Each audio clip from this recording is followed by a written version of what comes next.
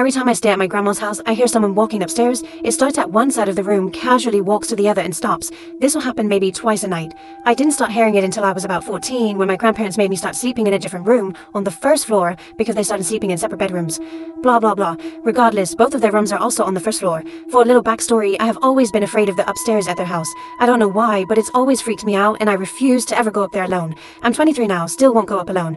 There's one room specifically though. It's a long, narrow bedroom. When you open the door, there are closets on your left and right, a bed placed roughly in the middle of the room, and a window on the far side opposite the door.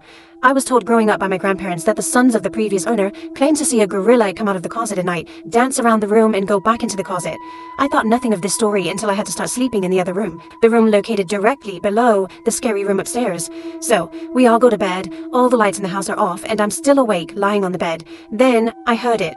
Thump, thump, thump, starting at one end of the room upstairs. It got closer to me, passed right above me, and continued to the end of the room where it stopped. I'm wide awake, terrified out of my mind. It was no question to me that I had heard footsteps. I knew that slow, casual pace. I was freaked out and went to my grandpa's room. I told him what I heard. He told me that the house is old and it creaks, but he turned the dining room light on for me, so I felt a little safer. I tried going back to sleep. Then it started again, this time from where it ended the first time, by the window upstairs. It walks over me again and stopped when it reached the door.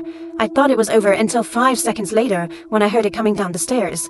1, 2, 3, 4, 5. Silence as it reached the landing. Then 6, 7, 8, 9, 10, and silence again as it reached the first floor. I was frozen in shock. Whatever it was on my floor of the house and sadly unaffected by the dining room light. I was staring at the doorway to my room. The dining room light was shining in and my vision began to distort. I felt dizzy with fear, so I pulled the blankets over my head and suddenly heard a scratching sound from inside my room. I knew exactly where it was coming from too, my grandpa's gun case. It was a very obvious sound, scratching on the wood, long scratches down the front of the gun case door. I could even hear the door ever so slightly tapping against the frame as each scratch began. I tried to scream, and I couldn't. I took a second to take a deep breath and let out a loud scream. In seconds, my grandpa had made it to my room, and I was relieved. Needless to say, he still didn't believe me, so I did what any normal person would do. I draped a sheet over the side of the bed and slept underneath it. I wrapped myself tight in a comforter, put on headphones, and turned my back to the door. There could be a party of ghosts in my room, and I wouldn't even know. The next morning, my grandpa told my grandma about what happened the night before.